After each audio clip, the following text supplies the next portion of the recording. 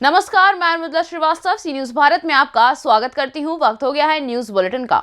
Bulletin में खबरों को शुरू करेंगे और जानेंगे कैसे बांदा पुलिस ने किस पर की बड़ी कार्यवाही और झारखंड में बच्चों को किस प्रशिक्षण की दी गई जानकारी, और साथ ही देखेंगे मैनपुरी में अखिलेश यादव किसकी फरमाइश पर पहुंचे। ऐसी ही तमाम खबरों पर करते हैं विस्तार से चर्चा। मिशन शक्ति अभियान के तहत बांदा पुलिस द्वारा की गई एक और बड़ी कार्यवाही। नाबालिग हिंदू लड़की का अपहरण करने, अवैध रूप से धर्म परिवर्तन कराने व निकाह कराने में सक्रिय भूमिका निभाने वाले अभियुक्त के घर की गई ध्वस्तीकरण की कार्यवाही। इसी क्रम में पुलिस द्वारा एक और कार्रवाई की गई है। क्या है पूरा मामला? शासन द्वारा चलाए जा रहे मिशन शक्ति के तहत महिला सुरक्षा को लेकर बांदा पुलिस की बड़ी कार्रवाई लगातार हो रही है। अभी थाना तिनवारी क्षेत्र में एक प्रकरण हुआ था जिसमें एक हिंदू नाबालिग लड़की को एक मुस्लिम युवक जो है उसने अपहरण कर लिया और उसका धर्म परिवर्तन कराकर निकाह करने की फिराक में वो था।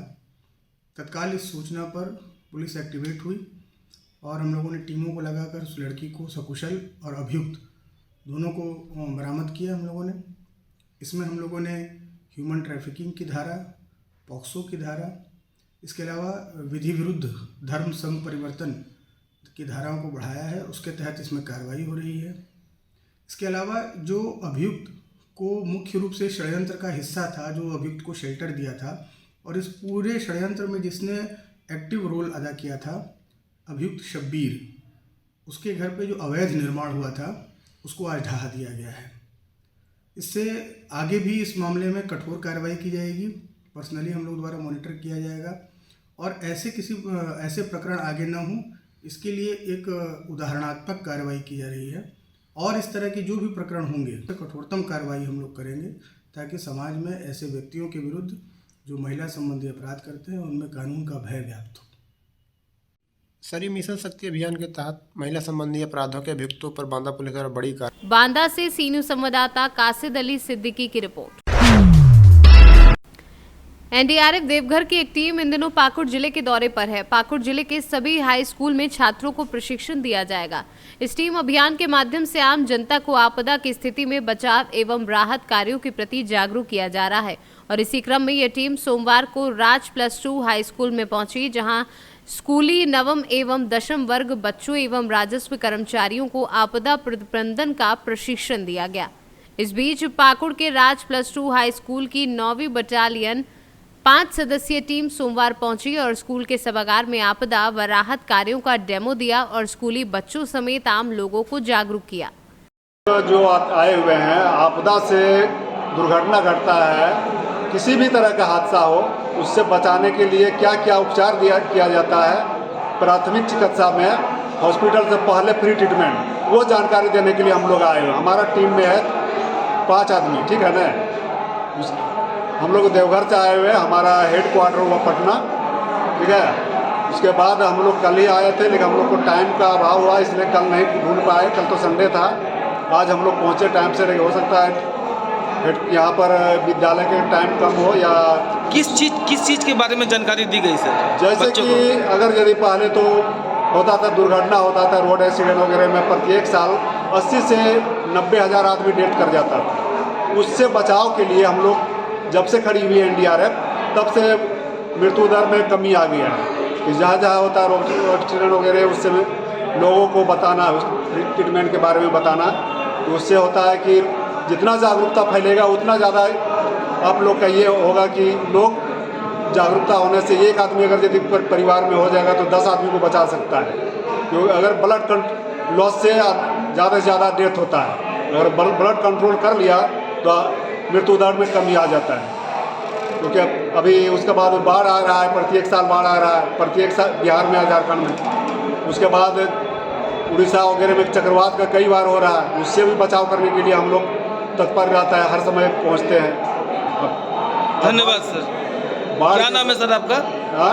नाम आपका सर? मेरा नाम है SI KM अंसारी। धन्यवाद।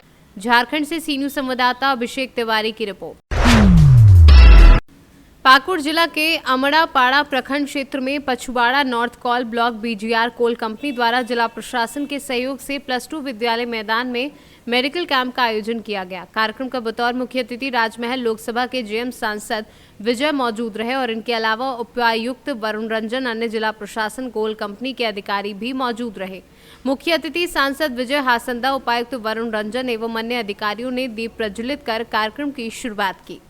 क्षेत्रों में बहुत टाइम में स्पेशलिस्ट डॉक्टर्स रहते नहीं हैं, तो ऐसे कैंप्स का आयोजन के माध्यम से सारे आपके आज यहाँ पे डॉक्टर्स उपलब्ध हैं सारे डिपार्टमेंट्स के, और ऐसे कैंप्स को हम फर्दर भी हम लोग ऑर्गेनाइज करने वाले हैं। और जैसा हम लोगों ने अभी स्टेज में भी हम लोगों स्टेज के माध्यम से हम लोगों ने कहा कि ऐसे कैंप्स प्लस और भी एक्स्ट्रा डॉक्टर्स की उपलब्धता करने के लिए हम लोग लगातार प्रयासरत हैं, ताकि यहाँ के आसपास जितने भी ब्लॉक्स हैं उनको हम सुविधा मुहैया करा पाएँ। उसके लिए हम लोग मेजर फोकस है कि जो लोगों की स्पेशलिस्ट बीमारियां हैं, जैसे कार्डियोलॉजी का हो गया, नेफ्रोलॉजिस्ट का हो गया, पीडियाट्रिशियन का हो गया, उसको हम लोग दूर कर सकें। आने वाले समय में हम लोगों की कोशिश ये है कि इस चीज़ को पहले एक तो हम लोग सिस्टमेटिक कर सकें कि बाहर से जो स्पेशलिस्ट डॉक्टर हैं अगर वो प्रतिदिन नहीं आ सकते हैं तो कम से कम उनका वीकली या फोर्टनाइटली या मंथ में एक बार विजिट पाकुड़ डिस्ट्रिक्ट में हो सके, ताकि जो नॉन इमरजेंसी नीड्स हैं उस नीड्स को हम लोग फुलफिल कर सकें। ऑब्वियसली जो इमरजेंसी नीड्स होंगे उसके लिए तो लोगों को बाहर जाना पड़ जाएगा, तुरंत चाहिए छुट्टी। और इसके अलावा हम लोग साथ में WPDCL के साथ बातचीत में हैं कि टेलीमेडिसिन के माध्यम से हम लोग टर्शियरी हेल्थ केयर के लिए काम कर रहे हैं। तो आने वाले समय में हम लोगों की कोशिश है कि पाकुड़ में हम लोग 3-4 टेलीमेडिसिन के सेंटर्स इस्टेब्लिश करें, जिससे कि जो हमारे स्पेशलिस्ट डॉक्टर्स हैं जो कलकत्ता में, दिल्ली में। झारखंड से सीनू संवाददाता अभिषेक तिवारी की रिपोर्ट। बेलदौर थाना क्षेत्र के इतमादी गांव से नशे में धुत मध्य विद्यालय सरस्वती नगर इतमादी के सहायक शिक्षक हुए गिरफ्तार। मालूम हो कि सहायक शिक्षक योगेंद्र कुमार दिन के उजाले में ही अधिक मात्रा में शराब पी रखे थे। मिली जानकारी के अनुसार सहायक शिक्षक योगेश कुमार इतमादी गांव लगने वाले 3 दिवसीय सरस्वती मेले के मंच पर शराब पीकर डांस कर रहे थे। इसकी भनक वहां के आसपास के ग्रामीणों को लगी। उन्होंने गुप्त सूचना पुलिस को दी और गुप्त सूचना के आधार पर पुलिस उक्त शिक्षक को गिरफ्तार कर बेलदौर थाने लाई। खगड़िया से सीनू संवाददाता रेशु रंजन की रिपोर्ट।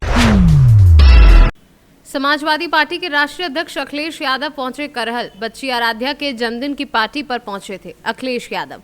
सोशल मीडिया पर रोते हुए अखिलेश यादव से मिलने की जिद करने वाली बच्ची आराध्या का आज जन्मदिन है, जहां अखिलेश ने बच्ची का केक काटकर फिर मीडिया से बात की और सवालों के जवाब पर अखिलेश यादव बोलते हुए बीजेपी पर जमकर बरसे। कैसे इस पे अंकुश लगाएं, क्योंकि स्थितियां बहुत विकराल हैं। उसके लिए एक्ट और कानून बिल्कुल क्लियर है। जिला अधिकारी या राजस्व विभाग के पास सुप्रीम कोर्ट और समय समय पर सरकार के निर्देश आए हैं कि आप तालाब की जमीन को कब्जा नहीं कर सकते। आपके करहल में करीब 7-8 तालाब उन्हीं पे कब्जा हो रहा है। मैं कह रहा हूँ जब समय आएगा, जब भी देखिए तालाब तो खाली छूटेंगे ही छूटेंगे, और इस तरह की घटनाएं लगातार हो रही हैं। और बीजेपी की सरकार है पिछले 6-7 साल से। तुम तो यहाँ की बात बता रहे हो, अरे लखनऊ में तालाब कब्जे हो गए बड़े बड़े, बीजेपी वालों ने कब्जा कर लिया, बीजेपी वाले कब्जा कर लेंगे।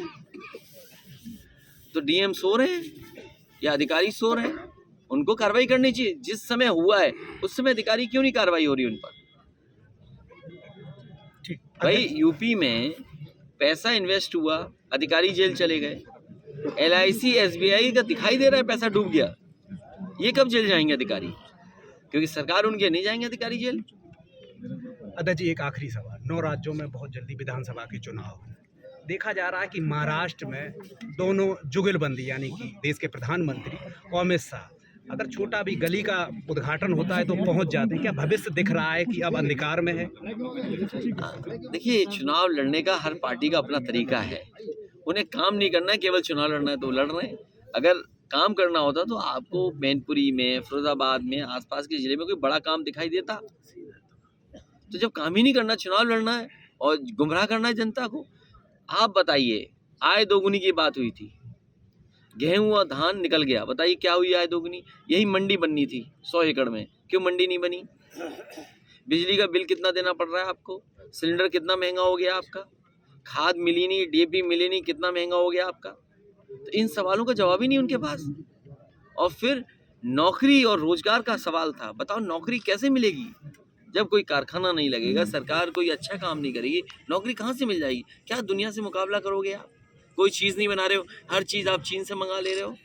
आप सपना दिखा रहे हो जाने किस बात को लेकर के। ये जितने मोबाइल है सब असेंबल्ड हैं, ये वीवो चाइनीज़ है, ये चाइनीज़ होगा, ये भी चाइनीज़ होगा, सब चाइनीज़ खड़े हम पे मोबाइल वगैरह। चाइना से हम दूर रहेंगे, कारोबार नहीं करेंगे। याद है समय कि नहीं याद है?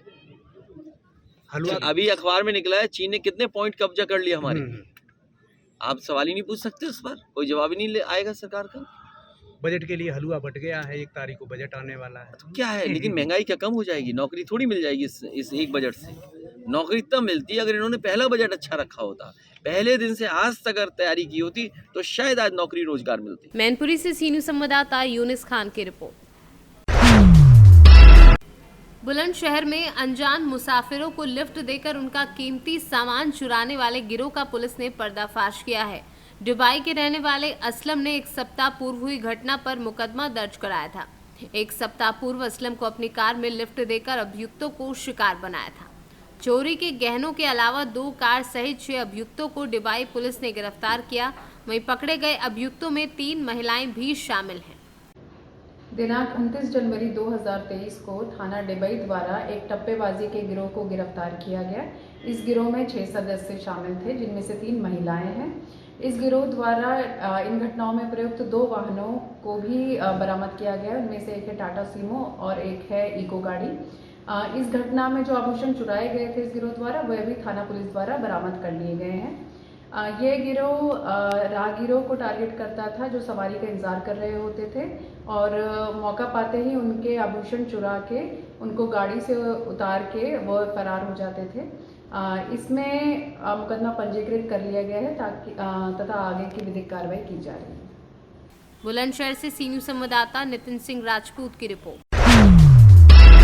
एटा के कोतवाली देहात थाना क्षेत्र में डबल मर्डर से मची सनसनी। दंपत्ति पर हत्यारों ने चाकुओं से किया हमला, दोनों की हुई मौत। मृतक दंपत्ति के मासूम बच्चे पर भी किया गया हमला। वहीं एटा मेडिकल कॉलेज में भर्ती कराया गया है, जहां उनका इलाज जारी है। वहीं पुलिस के अधिकारियों ने घटनास्थल का निरीक्षण भी किया है। नाम तुम्हारा? मेरा नाम बीपी सिंह। कहाँ रहते हो? श्रीकरा। अच्छा, ये बताओ कि जानकारी कैसे हुई, क्या घटना हुई? ये जब पशु मारने गए लोग, हो रही थी मेरे खेतों में मटर की बड़ी वो रखा रहे थे, तब कोई गांव का ही पड़ोसी गया था कि बच्चों को टीटू चला तापेंगे, साथ टीटू कहाँ चला जल्दी निकालो। तो वो गए तो उसने देखा इनकी तुरंत ही दोनों नक पाए गए थे, चाकू से गोदे। अच्छा, दोनों को चाकुओं से गोदा गया है? गोदा गया। मैंने देखा कुछ लोगों को अफवाह उड़ा दी थी एक्सीडेंट नहीं था। अच्छा, बच्चे को भी हमला किया गया? चाकू? बच्चों का हमला है, चाकू बच्चे को भी किया गया है? बच्चों पर बच्चा को आंगन में तुरंत ही ले गया एक। तो क्या गांव से अलग रहते थे ये? अलग, हाँ। अच्छा, से अलग रहते थे ये? 5 में बिस्मी नहर से 200 मीटर पहले। अच्छा, कोई भी मकान नहीं है, इन्हीं का मकान अकेले वही रहते थे ये? वही रहते भी है। तो लगभग कितने बजे की घटना है ये? 2 घंटे लगा ले आप। अभी तो 2 घंटे पहले की है। हाँ। तो जो बच्चे के माता पिता दोनों की मौत हो गई? दोनों की मौत चाकुओं से गोदा गया। एटा से सीनियर संवाददाता लखन यादव की रिपोर्ट। जौनपुर के लाइन बाजार थाना क्षेत्र के चांदपुर बालू मंडी में उस समय हड़कंप मच गया जब बाइक सवार 2 बदमाशों ने शैलेश यादव उर्फ लालू निवासी जियनपुर थाना मड़ियाओं को लक्ष्य करके ताबड़तोड़ गोलियां बरसा दी। लालू यादव को 3 गोलियां लगी, जिसमें एक गोली बाएं तरफ सीने और दूसरे हाथ पर और तीसरी गोली कमर में लगी। उसकी हालत नाजुक देखते हुए जिला अस्पताल के डॉक्टरों ने वाराणसी रेफर कर दिया है। अपने साथी को गोली मारी जाने की खबर मिलते ही मल्हानी विधायक लकी यादव जिला अस्पताल पहुंचकर हालचाल लिया। श्री अमर बहादुर यादव जो कि श्री मनीष यादव के यहाँ चौकीदार हैं, ये मनीष यादव रहते हैं चांदपुर बालू मंडी पे थाना क्षेत्र लाइन बाजार में। उनसे बात की गई तो उन्होंने उनके द्वारा बताया गया कि लालू यादव और मनीष यादव आपस में बात कर रहे थे, तभी 3 सवार बदमाश, जिसमें कि एक का नाम रजनीश यादव है, एक का नाम जॉनसन यादव, एक का नाम देवा यादव है। ये मड़ियाहू क्षेत्र के रहने वाले हैं। ये अचानक आके लालू यादव पे फायर की, जिससे कि लालू यादव घायल हो गए। श्री लालू यादव को बेहतर इलाज के लिए वाराणसी रेफर किया गया है, जहाँ उनका इलाज चल रहा है और इसमें तहरीर लेकर आवश्यक विधिक कार्रवाई की जा रही है। अभी जो प्रथम दृष्टया बात प्रकाश में आई है, इसमें आपस में इनमें रंजिश थी, इसी बात पे लेके गोली चली है। गिरफ्तारी के लिए टीमें बना दी गई हैं, शीघ्र ही गिरफ्तार कर लिया जाएगा। जौनपुर से सीनियर संवाददाता शशिकांत मौर्य की रिपोर्ट। युवा महोत्सव के तीसरे एवं अंतिम दिन रायपुर के साइंस कॉलेज मैदान में युवाओं में जबरदस्त जोश और उत्साह दिखाई दिया। 15 से 40 आयु वर्ग में रायपुर संभाग के धमतरी जिले ने 51 पारंपरिक वाद्य यंत्रों का वादन कर रॉक बैंड की सुमधुर प्रस्तुति दी। तबला, हारमोनियम के साथ चिकारा, लबाडा, मृदंग जैसे वाद्य यंत्रों के वादन से आधुनिकता के साथ पारंपरिकता की जुगलबंदी दिखाई दी। रायपुर से सी न्यूज़ संवाददाता रेखा क्रिस्टोफर की रिपोर्ट।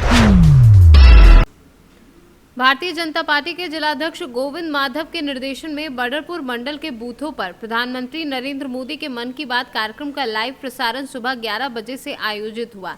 इसी क्रम में रविवार को मन की बात कार्यक्रम का लाइव प्रसारण बडरपुर मंडल के शक्ति केंद्र परसा बेलहरी अंतर्गत बूथ संख्या 37 पर मंडल अध्यक्ष नितेश पांडे की अध्यक्षता में आयोजित हुआ, जिसके मुख्य अतिथि सदर विधायक श्याम धनी राही रहे, जिनकी गरिमामयी उपस्थिति में प्रधानमंत्री के मन की बात कार्यक्रम के जरिए बूथ समिति के कार्यकर्ताओं एवं पदाधिकारियों ने उनके विचारों को सुना तथा उसे आत्मसात करने की प्रेरणा ली।